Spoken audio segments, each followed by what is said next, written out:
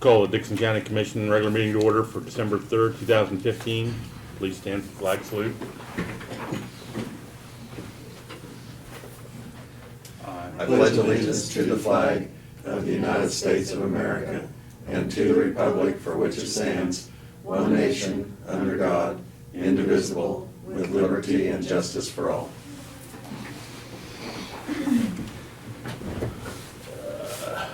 Approval of the agenda with items to be added to it. Consider proposal to replace Health Department computer server and consider adoption of the 2016 pay grade schedule. I move we approve the agenda as amended. Second. Been moved and seconded. Any other discussion? Not all in favor say aye. Aye. Opposed, motion carried.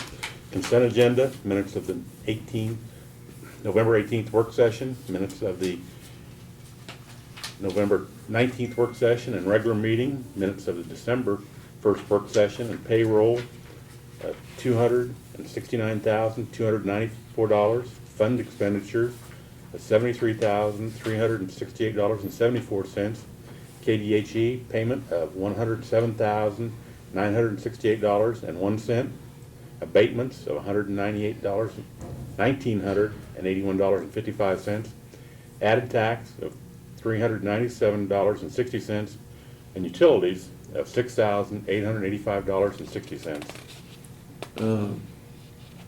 Craig, on the fund expenditures, you need to restate that one. 76,368.74. Yeah, Yeah. you I said missed it. 73. Oh, okay. I'll move that we approve the consent agenda. I'll second it. Been moved and seconded, and I apologize. All in favor say aye. Aye. Opposed, motion carried. Lynn, commissioner comments and committee reports?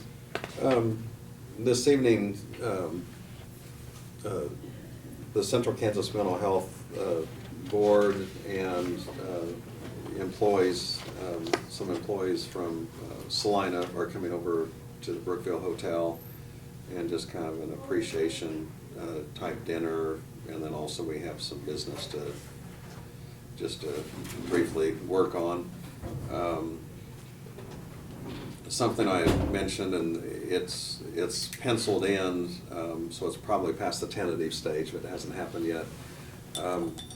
Commissioner Wojak from Butler County had some communications with the governor's office, and Governor Brownback told him he would like to have him bring in maybe 4 additional county commissioners for a visit, just to give us opportunity to point out what some of the issues are on county government level, and have some communication with the governor at that time. And we're planning on that on December 15th for 90 minutes. And you know, there are certainly concerns that we have as local elected officials that so anyway, I hope we have a good visit, and I'll report back after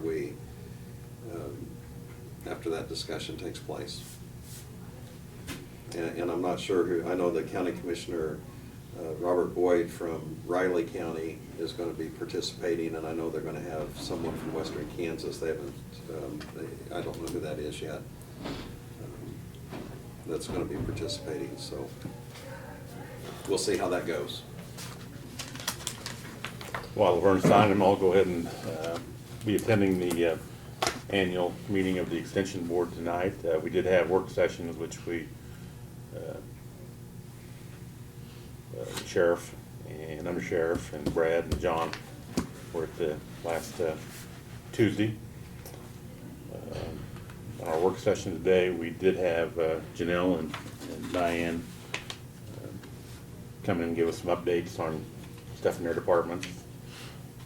Randy Barton was in and gave his update on the noxious weed and environmental services, some of the building permits that, what did he say, 18 they've done last month. Can't remember. I'm sorry. The 40-some in the year. Yeah, 40-some in a year, but it's really picking up and stuff. So we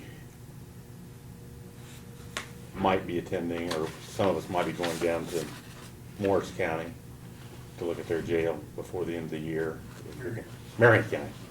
Yeah, I'm really out of it. Marion County, if we can work that into their new facility down there. I keep talking right at the same time, Vern, I can't do that today. Well, you basically took my speech, so, Oh. like I say, we did, last week, visited with architects and construction firms, and like I say, we're gonna schedule in and go to some of the places, in the next month or two here, probably not too many until in January, but, also, I will be attending the extension meeting tonight at Still Hall. That's all I have. A couple of you will be attending the meeting on Saturday night too. Oh, yes, our Chris. Yes, Yeah, and you might, And I'll be out of town, so. we'll show the commissioners awards, or I shouldn't say awards, for the door prize, and the Kansas City Royals over there. And stay behind me here. and this is behind you. That's gonna be our door prizes for Yeah. the commissioners. Pearson Monument Company, we purchased them from them. It's Oh. no No conflict. conflict of interest. It was Well, not county funds, it was They're personal personal funds. donation. Yes, he gave us a good deal though, so we couldn't resist. Had a really good deal on that one. Before we get going, Doug, just sit down, Doug. Anything for us, or? We're already in trouble. You should have been here sooner. We have, I'm working on the defense, indigent defense contracts for for next year. And I have sent those out, but I don't have them back yet. There's some changes that need to be made, and that's working through. So hopefully in the next week or two, I will have that available to give to you for your review. Thank you, That's Doug. all I've got. Thank you, Doug. Brad, your report? Certainly. Start out with last week's ice storm, just kind of an update on it. Our first exposure, I guess, to our response to Mother Nature. But we had guys that came out, the crews that came out on Friday, Saturday, and just minute on Sunday. But at the bottom of your briefing sheet are the estimated costs of that. We haven't had a chance to get them all inputted, so they're not exact, but they're very close. We had about 160 man hours that we paid out, some of which, of course, most of those are all gonna be overtime because it was holiday and then on a Saturday, so. We consumed 500 gallons of fuel, we used 260 tons of salt and sand, for a total of about $14,000 in cost over the two days for the most part, so. And had some very good comments from people, and the guys did a good job, as they always do, getting intersections and the bridges and stuff taken care of. We didn't have many accidents, fortunately, so. What kind of percent of the salt that we have on hand is that 260 ton? We keep 1,000 ton of salt Okay. on hand. And that was salt and sand together, so that's And just, this is salt and sand Yeah, together, okay. so, yeah, it didn't put much of a dent in, but we typically keep 1,000 ton. well, I know where I was at, they just did the intersections, and, well, it's not Chapman or Shoemaker Hill, they put some sand on that. Wherever there's hazards, Yeah. and then on the bridges, of course, Right. because that's the first thing obviously that ices up, so. Well, I And, think- you know, having traveled across the state from the southeast and came back on Sunday and talked to a couple people to the north this week, Dickinson County seemed to be the center up of the worst of the ice. So I don't know that we consider that luck or what, so. But like I say, the fortunate thing is we didn't have a lot of accidents, like we typically Well- do the first ice of the year. I think a lot of people stayed home, and that was, The fact it was a holiday weekend might have helped, you know, yeah, so. because, Or that it at least fell on Friday as opposed to Wednesday when people might have been traveling Yeah. to wherever Yeah. they were going, so. As a result of course, that weather and the slow moisture we had, our gravel roads were in pretty bad shape, not only ours, but the townships. If you traveled on any of the gravel or township or county roads, you experienced that. Our guys got out Wednesday and been spending the week, you know, getting those back in shape now they quit. Actually had a phone call yesterday into the office from a person that lives out on 1900 Avenue that commended the guys for doing such a good job of getting, working and putting 1900 Avenue back in shape in such an expedient time, so knowing that they don't get much recognition, so. Just for those people that live out on those roads to know that we're working them and the townships are working them and they'll get back into better shape, so. Fuel, we've had, in the last 2 weeks, we had to purchase both diesel and unleaded. I think these are probably the lowest prices I've seen in the last, since we started buying our own fuel. But, the low bid price, which was from Robson's on the diesel fuel, is $1.86. And Robson also got the low bid price on the unleaded E10 at $1.55. So, I'd sure like to say I'm confident that's gonna stay down for the next year, because that would really be a good plus for our budget, but There's two of them. don't know where it'll go, but that's where we're at now for what we're running on for the next month or so. You have a copy of the 2016 payroll calendar. It's tabbed in yellow for your benefit. And also on the blue tab, a copy of the 2016 pay grade schedule with the amendments that we discussed some time ago.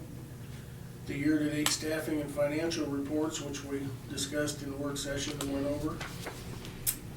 Barb briefed you on the other issues. I did send letters and emails out to both of our senators and both representatives. I've heard back, of course, from John Barker that he'll be here. I know the others have read the emails and now probably by now got letters, obviously, but I haven't heard back on any other confirmations. And the way I sent it out is I invited them to attend 11:30 luncheon downstairs on the 17th. And we'll get together some type of a small lunch, but I also invited them to the department head meeting at 10 o'clock. And I thought it might, if they were interested, it'd be beneficial to hear some of the stuff that goes on in the county, since they seem to be interested in wanting to participate in its operations, so. Today and tomorrow, Congress in Washington vote on the FAST Act, which is Fixing America's Surface Transportation. That's the next 5-year transportation act for the nation, which affects not only state but us heavily. That's where our money comes from for all of our bridge and road projects that we get through KDOT. So we're hoping that passes. And you already mentioned the Christmas party Saturday night. So we've got 165 employees and spouses that have RSVP'd. So I think we'll have a really good turnout. Looking forward to it. That's all I've got. Any questions? Brad?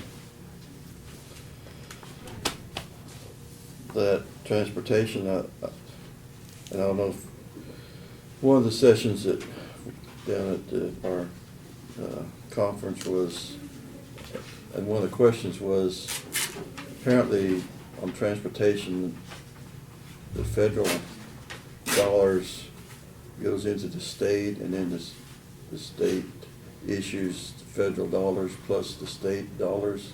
And Now to the apparently, locals, that's exactly correct. and the question asked was, well, how do we know how much are federal dollars and how much are state dollars? And the answer was, we don't know. Is that correct? I mean, I don't think that's correct, because we can pretty much tell, we know what, I mean, they get intermingled, but they're heavily audited on that and regulated on Well, that I was- funding. was just wondering about the response that the lady gave, that she didn't think that we did know, and I was concerned about that. Yeah, no, I think they know, and we know from our end, based on the percentages, and it, you know, we've gone through that before, but it's based on the number of miles we have and the number of bridges we have on our list and things. It determines how much money each county gets I see. from the federal government, and then the state supplements that with some of the money that comes from the road tax, the motor fuel tax and stuff. So, yeah, I think it can all be audited right back to directly where it comes from. Maybe she didn't understand the question correctly, so. I can guarantee you, and knowing what the requirements are from the federal government on grants, they know where their money goes and what it's used for. Yeah. Every dime, so. Okay.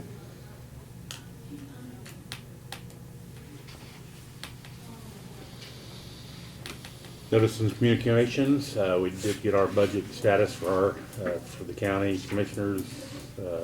We've got $11,403.05 left in our account for this year. I think we all got the county, or the NACO newsletter, got a couple of those. Got a Plains Guardian. We got thank you notes from Drewberry. Thank you from GGA for their letting them participate in the presentation that they made to us on 18th and 19th. We have our, I didn't realize this before, but we get a tax bill for the real estate we own here, the county building and the extension deal, and then the two houses that we. But you get a lot more than, well, yeah. Yeah, I know, but I mean, just what I see here that came to us, Right, so, yep. and Tax then, yourself, yeah, tax- even though they're exempt, so. right. And then the, got an North Central Regional Planning Commission newsletter. We'll go on with that, anything through it there, and pass it around to Barb. No resolution introduction, no resolutions, no unfinished business. Other business, consider appointment of Pat Sweeney to represent the Central Kansas Dixon County. Consider appointment of Pat Sweeney to represent Dixon County on the Flint Hills Department of Aging. I'd move that we go ahead and appoint her, and appreciate the job she does for us there. Second it. Any other discussion? If not, all those in favor say aye. Aye. Opposed, motion carried. Consider proposal from TBS Communications for communication service and equipment. You wanna just, Yes, I mentioned to you, I think during Russ's presentation 2 weeks ago or so, or last week, that we need to upgrade some equipment in our county radio network. We've had TBS Communications out at Topeka come out and do an evaluation. We have, just to kind of highlight, we've got 4, 5, 6, 7. We've got 7 radio sites in the county where we have equipment that are all networked together. And this is the radio equipment that allows all the emergency response personnel from the sheriff, police departments, EMS, fire departments, everyone can, and dispatch allows them to communicate. And we need to upgrade some of that equipment. We've had problems with it. We've had a lot of problems with it, to keeping it running. We've got a bid from them to upgrade it to where it's at and get it all set up. The total bid is $45,165.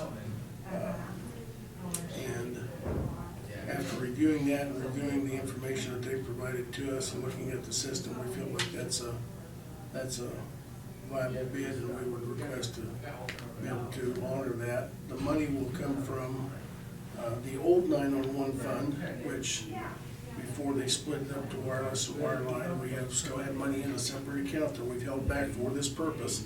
That will fund about 3/4 of that, and then and that will deplete that what's in that account, and we'll close it out, and the remainder will come out of the general fund, out of equipment, capital improvement. So,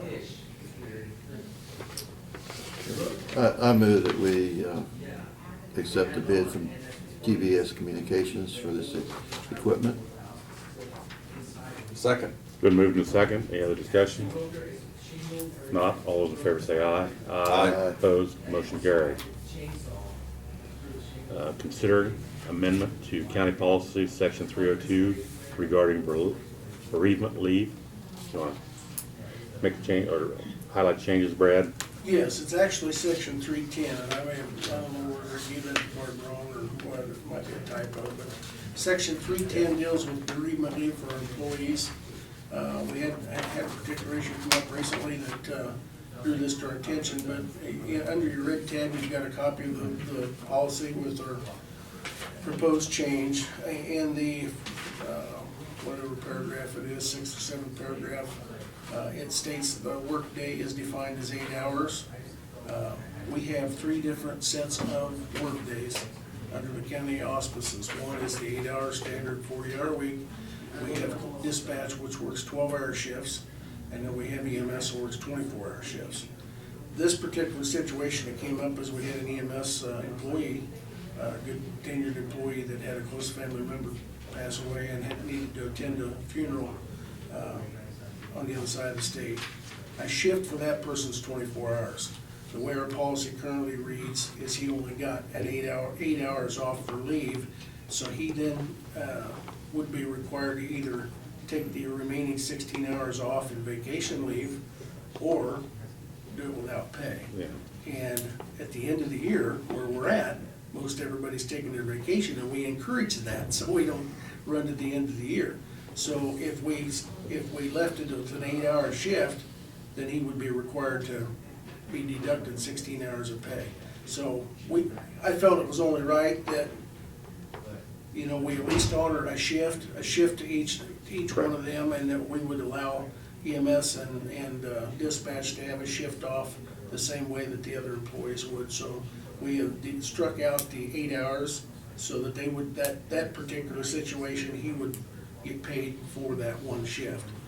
And then also on the second paragraph, which is for the grandparents or a little bit farther extended employees, the same situation, if that makes sense. So didn't feel like it was quite right to make him take 16 hours of deducted pay because he couldn't get back in time to work the last two-thirds of his shift, so.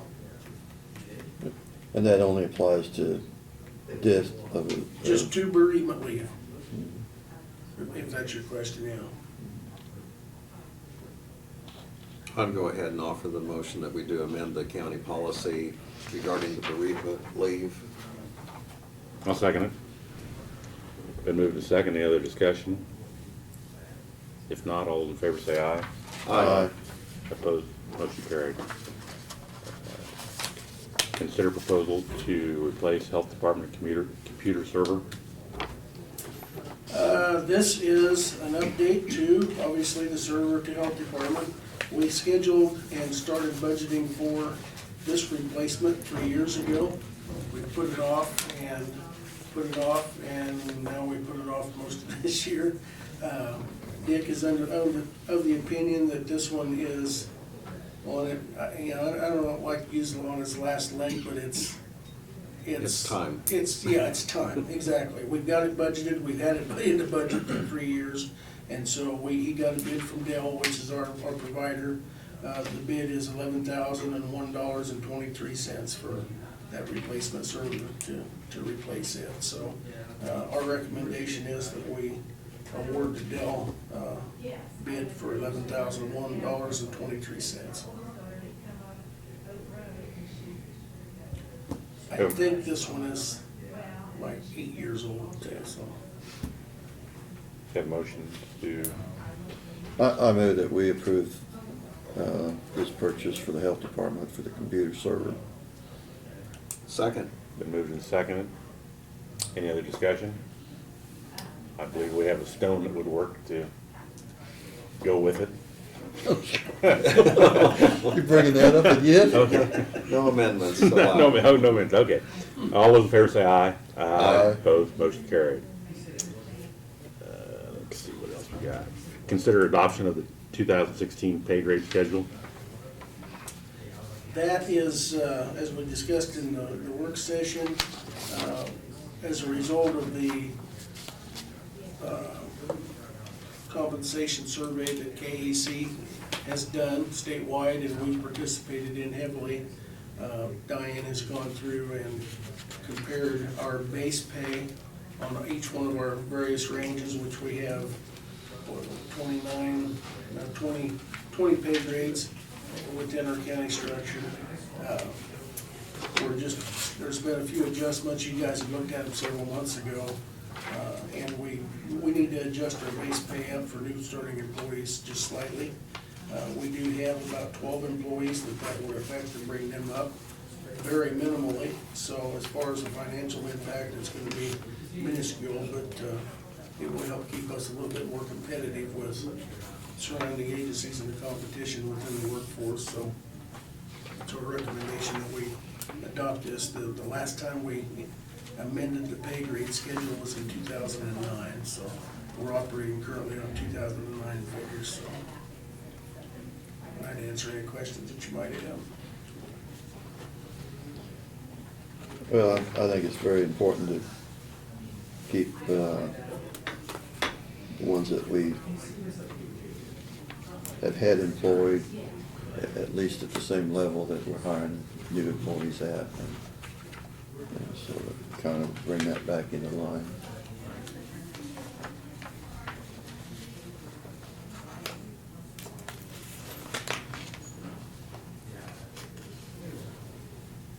Well, I agree with you, and I think, it's just something that, it's important to make the adjustment when we recognize that we, should address this. Like Brad said, it's been since 2009. I would go ahead and offer the motion that we do adopt this pay grade schedule as presented. I'll second it. Been moved and seconded. Any other discussion? If not, all those in favor say aye. Aye. Opposed, motion carried. Anything else to come before the commission today? The only thing I was going to mention, and I think we could just, if Brad would look into it, and that way he can get some information back to us, but I was just noting this article in the Salina Journal today, and it's regarding some checks that had been issued, and then the checks had never been cashed, and it was where payment had been sent out, and it sounded like kind of a housekeeping item, but several years had passed, and so the county went ahead and put those back in a general fund. But, I don't know if that's something we've done, or maybe that's taken care of, but maybe once you read the article, Brad, you can, or talk to, first name, Rita Deister, and just see if there is something for us to gain or benefit by that, or maybe next meeting or so you can let us know. Probably have an idea too, if we have any outstanding overhead, Okay. look into it. Nothing else to come before the board? I'll entertain a motion to adjourn. So moved. Been moved. Second, all those in favor say aye. Aye. Opposed, motion carried. We stand adjourned.